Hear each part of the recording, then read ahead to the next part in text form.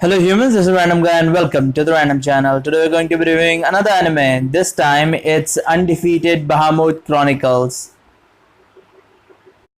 So let's first of all start with the story. I don't remember the Japanese name and it's quite complex as far as I can remember, so I'm not even gonna try with it. The story of the show is basically that there's a tyrannical kingdom established in a country, and then with the help of someone called a black hero, they defeat the old kingdom or take it down, and then they establish a new kingdom.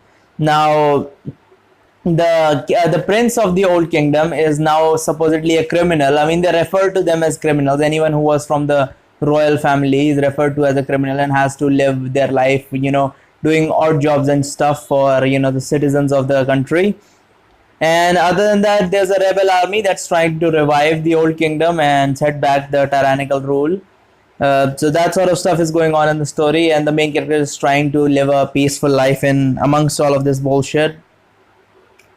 Now, the pros of the shows would be the main character kind of looks cute. I mean, generally I don't say cute. I would either say that he looks generic or he looks good, but I wouldn't generally say he looks cute. He looks like a Belle from Danmachi.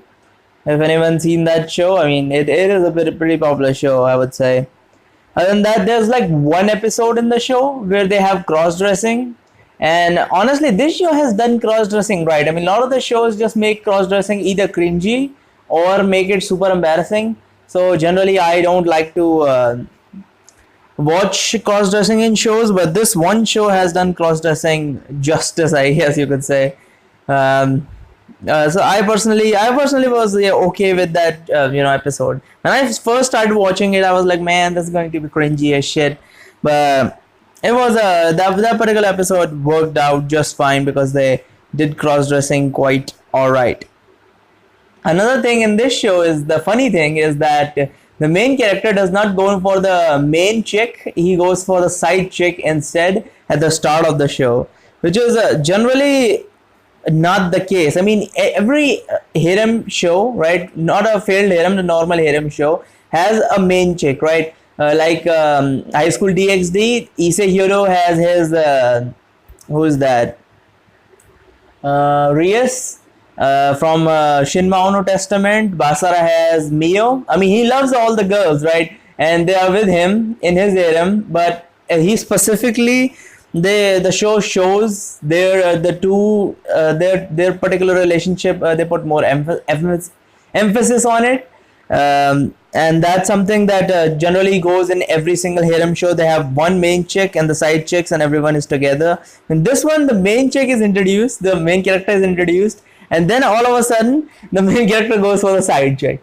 I mean, they all end up together. It's not a failed harem; it's a proper harem show. But the fucking it's a proper harem show, but the fucking main character gets first his first kiss is with a side chick, which is quite fancy. Generally, that's not the case in these types of shows. There's nothing too lewd in the show, but some decent kissing scenes are there, and quite aggressive, if I might add.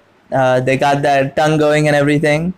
Nothing like too intense like a prison school. They wouldn't like show and like shove shit in each other's mouths all the time. But it's pretty damn decent.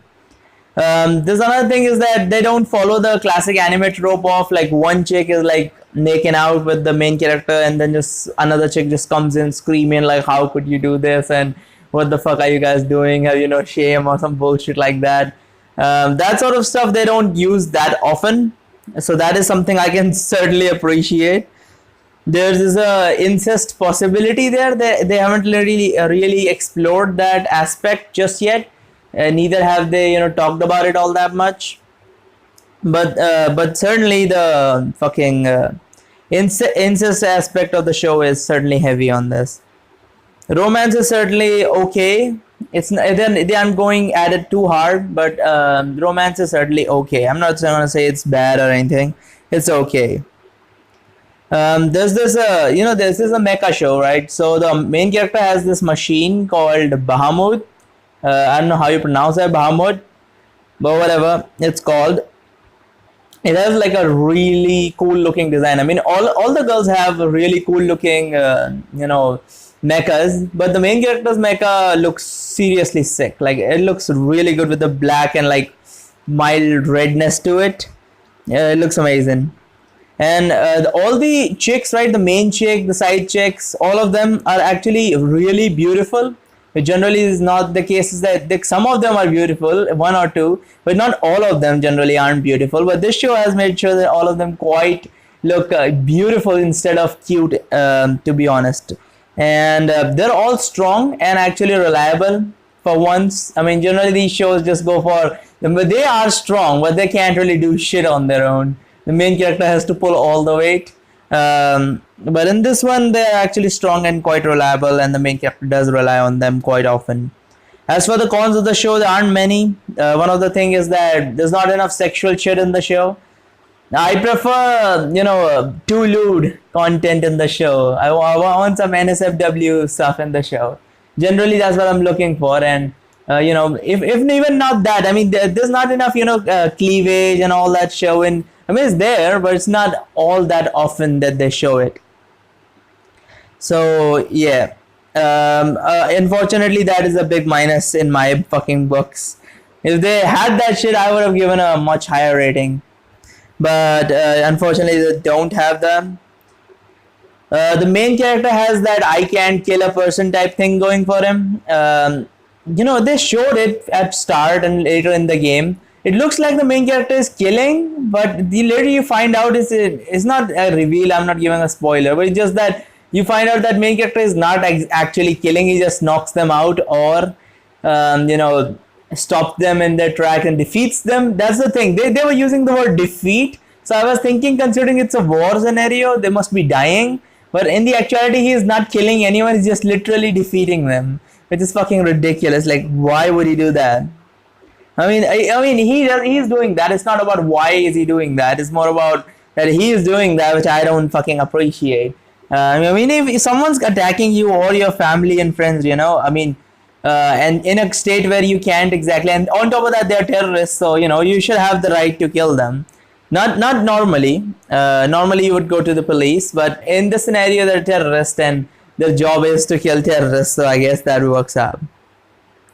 There's the concept of ruins and these monsters they refer to as abyss, which they didn't explain at all. They just, one episode they were like, oh look, a ruin. And I was like, what the fuck is that thing? That cube looking thing is a ruin? What the fuck is a ruin even? I mean, I thought when they refer to as a ruin, I thought they were going to go into some underground, place where they're going to go to this underground city type thing.